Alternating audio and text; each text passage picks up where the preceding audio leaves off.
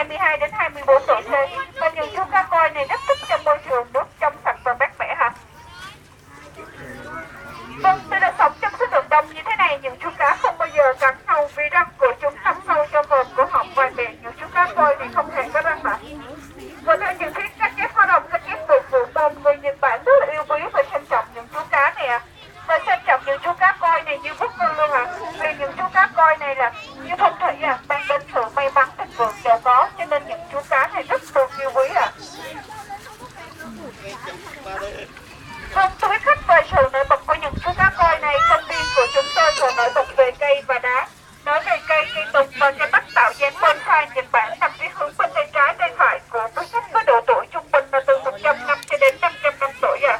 Và đặc biệt là cây vạn niên tùng kế bên thác nước ạ, với số tuổi đời là 800 năm tuổi, đẹp và giá trị nhất trong công viên của chúng tôi. Cây tùng và cây bách công viên của chúng tôi cũng nhập riêng từ bên Nhật về ạ. Và nói về đá lắp đặt xung quanh công viên là vận chuyển 4.000 tấn đá từ tỉnh Ehime, Nhật Bản về đây. Đều là đá tự nhiên, gồm đá nham thạch và đá hóa thạch ạ. Và đang triển lãm phía trước bên góc tay trái với khách thấy một tác phẩm đá rất là đẹp luôn ạ. Tên là tùng hàng đồng sông nặng 110 tấn với thời gian điêu khắc là 2 ngày và điêu khắc cây tùng và không hạn ạ. Hai bên tác phẩm đá, một tăng và thạch tâm nặng 28 tấn và 32 tấn. Và ba tác phẩm mang ý nghĩa trường tồn và